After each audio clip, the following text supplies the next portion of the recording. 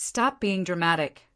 That was the text I read while the earth still clung to my fingers, damp from lowering a small coffin into it. My name is Marissa Hale. I'm 32. And if you think grief softens family ties, let me tell you mine. Grief only made them sharper, cutting me open. The cemetery was empty except for the hollow sound of wind threading through the headstones. No hand reached for mine. No voice murmured comfort.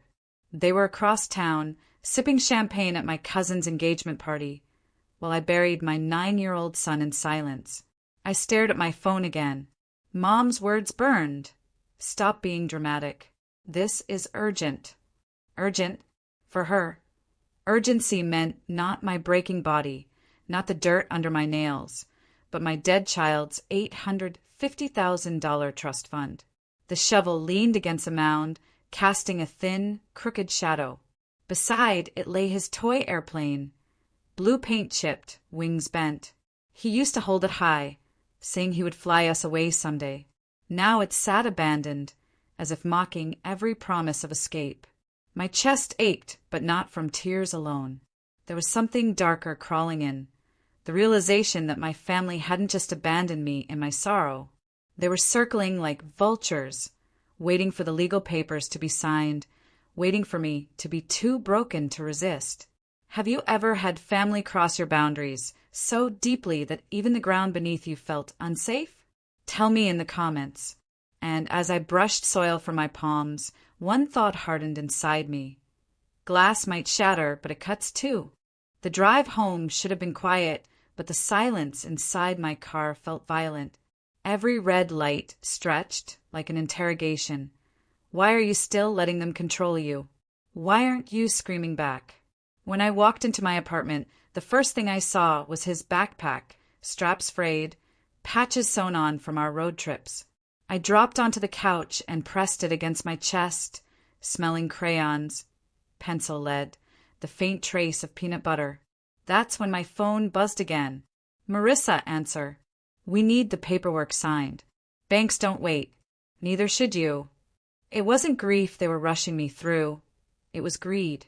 My father followed up with a single line. Think about the family's reputation. Don't make this harder. Reputation. My son had just been lowered into the ground, and all they cared about was how quickly his trust could be accessed. I wanted to scream. Instead, I laughed, an ugly, broken sound that echoed against the walls. The lamp flickered once, humming faintly, as if the room itself knew something was off balance. My gaze fell on the framed photo of my son on the bookshelf. His smile was wide, 2 front teeth missing, his hand clutching that same toy airplane. I reached out and touched the glass. Cold, fragile. A reminder, maybe I had been fragile too, but fragility can wound when ignored.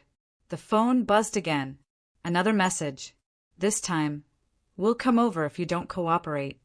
And for the first time, I almost hoped they would. Their footsteps arrived before their knock.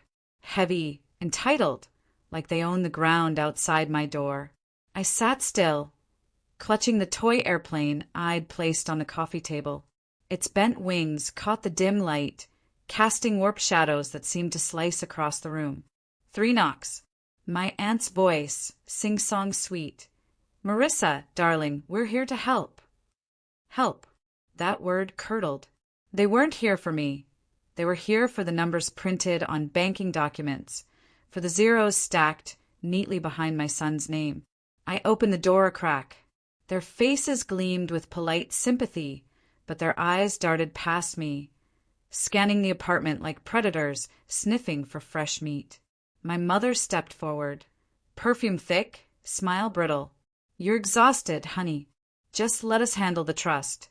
You'll thank us later. I let her words hang in the stale air.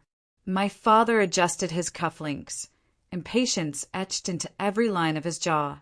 My cousin whispered, She still wears that perfume? A decoy remark, but it stung anyway. I didn't move. Instead, I gestured to the stack of untouched condolence cards on the counter. Do you even know what's in those envelopes? I asked, my voice quiet. No one answered. The silence revealed more than their words ever could. They hadn't come to mourn. They hadn't come to remember. They had come to devour. And in that moment, as the toy airplane's shadow cut across my wrist, I realized I wasn't as breakable as they thought. The living room felt smaller with them inside, as though their presence pressed the walls inward. My aunt perched on the edge of the sofa, smoothing her skirt, pretending civility. My father loosened his tie, restless. My mother circled the room, pausing at the photo shelf. She picked up the picture of my son holding the toy airplane. Her voice softened, almost convincing. "We'll make sure his future isn't wasted, Marissa. The trust should benefit the family, don't you think?" The word family hit me like grit in an open wound. They had skipped his burial. They had left me standing alone beside a grave. And now they wanted me to nod, to surrender, to let them sign his memory away.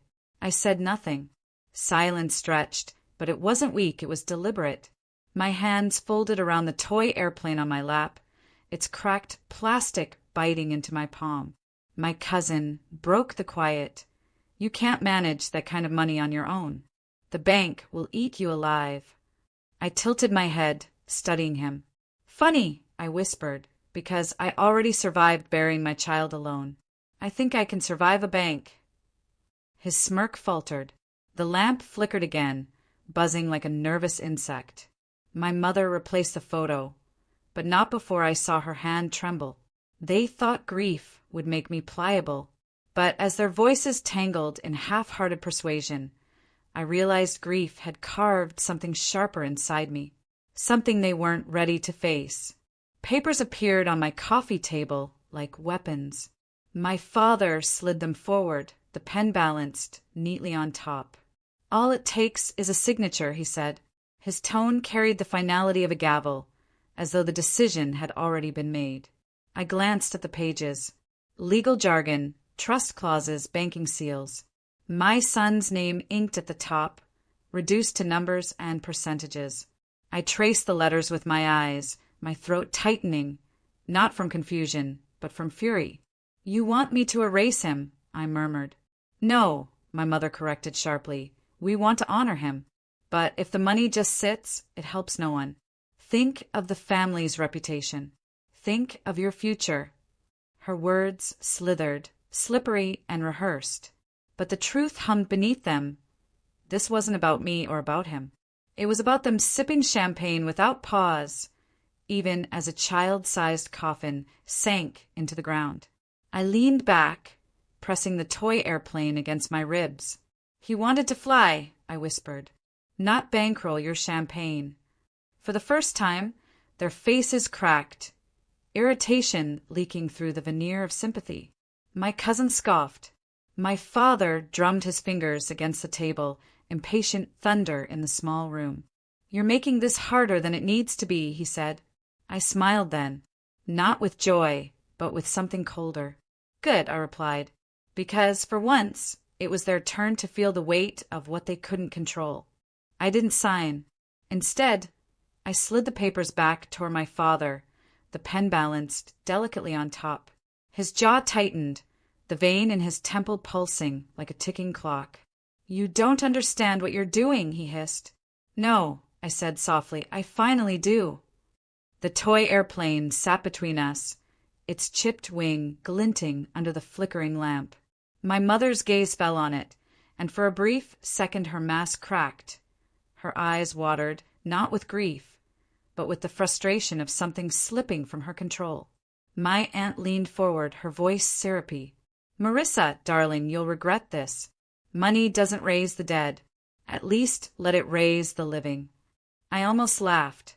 Raise the living? They hadn't raised a hand to help me carry his coffin. Now they wanted to raise champagne glasses with his trust fund. I stood steady. "Leave," I whispered. The room stilled. My cousin scoffed, but the sound died when I met his eyes. He looked away first. My father gathered the papers with a violent swipe, the edges bending under his grip. "This isn't finished," he said. I stepped closer, lowering my voice until it was almost a breath. "It is for tonight." The lamp flickered once more, plunging the room into a brief pocket of darkness before humming back to life. They filed out, one by one, perfume and cologne lingering like smoke after fire. When the door clicked shut, the silence didn't feel violent anymore. It felt deliberate. The next morning's sunlight crept through the blinds, striping the walls with pale gold. I thought maybe distance from their voices would bring me peace. But instead my inbox overflowed. Subject lines screamed urgency, final warning. Trust access deadline. One even dared, do the right thing. Do the right thing. As if the right thing meant erasing my son for a balance sheet. I made coffee, hands trembling less from caffeine, more from the weight of what was coming. The mug clinked against the counter, echoing sharp in the quiet. My eyes caught the toy airplane on the table. Its bent wing no longer looked broken. It looked defiant, angled upward, refusing to lie flat. I opened my laptop. Instead of signing their papers, I drafted an email. Not to them, to the bank, to the lawyer, to the court that had overseen the trust. Every keystroke carried both fury and clarity. My son's name deserved protection, not plunder. By noon, I had filed the documents that placed the trust in a lockbox, untouchable, inaccessible, until I decided otherwise. My phone rang almost instantly. It was my father. His voice thundered through the speaker. "What have you done?" I held the toy airplane in my hand, tracing the edges with calm fingers. "I did what you should have done," I whispered. "I protected him." For the first time, the silence on the other end wasn't mine, it was theirs. And in that silence, I felt the ground finally shift. That night, the knock at my door never came. No footsteps, no perfume trailing in, no papers shoved across my table. Instead, I received a final message from my mother. "You've embarrassed us. Don't expect us to forgive you." Forgiveness, as if that word still held weight between us. I set the phone face down and turned to the shelf. The toy airplane sat there, tilted toward the ceiling. Once it had been a promise of escape. Then it became a symbol of everything broken. Now it was something else entirely. Proof that he had mattered, that his memory wasn't a currency to be traded. Weeks passed. I attended therapy. I learned how silence could be healing, not just heavy. I planted flowers near his grave, bright marigolds that swayed whenever the wind touched them. And slowly, I began to breathe without feeling like the world owed me an apology. The trust remained locked. I wasn't ready to decide what it would become, but it was mine to safeguard, not theirs to squander. Someday maybe it would fund scholarships in his name, or maybe it would build playgrounds with toy airplanes etched into their gates. Either way, it would belong to him, not to people who toasted champagne while I stood alone. Have you ever realized revenge doesn't always mean destroying someone? Sometimes it means refusing to let them destroy you. When I closed my eyes that night, the last word I whispered into the dark was simple.